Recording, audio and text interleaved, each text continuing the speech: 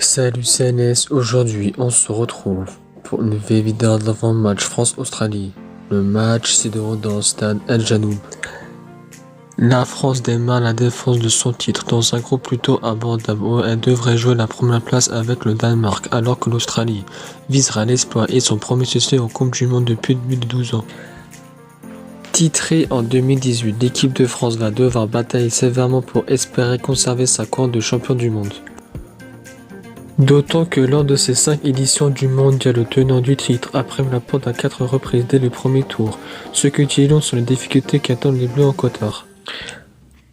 Pour se qualifier pour ce mondial, les hommes de Deschamps ont terminé en tête de leur poule de qualification devant l'Ukraine, la Finlande, la Bosnie et le Kazakhstan, sans pour autant survoler les débats.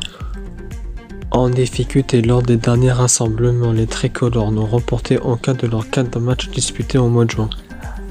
Après avoir été tenu en échec par l'Autriche 1-1, la France a été battue difficilement contre la Croatie 1-0, ont battu difficilement 2 fois de suite, contre l'Autriche 2-0 et contre le Danemark 2-0.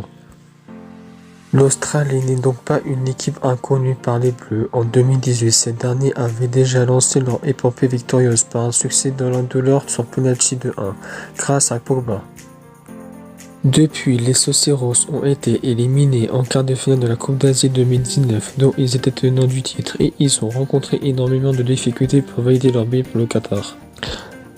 Pour la qualification pour le Qatar, les Australiens ont été arrivés en 3e position de leur poule derrière le Japon et l'Arabie Saoudite. Après la victoire difficilement contre l'Arabie de 1, l'Australie a battu difficilement sur penalty 5-4 contre le Pérou après avoir fait 0-0 à la fin du temps réglementaire, a battu difficilement 2 fois de suite contre 2 fois la Nouvelle-Zélande 1-0 et 2-0. En France, l'avant-centre Benzema et le défenseur central Varane ne seront pas là pour cette rencontre. Nkunku remplacé par Moigny pour cause de blessure à l'entraînement des Bleus. Malgré la défaite contre le Danemark, la France peut battre facilement l'Australie. Victoire 3-0 pour la France. La France peut-y gagner ce match et gagner son premier match en poule.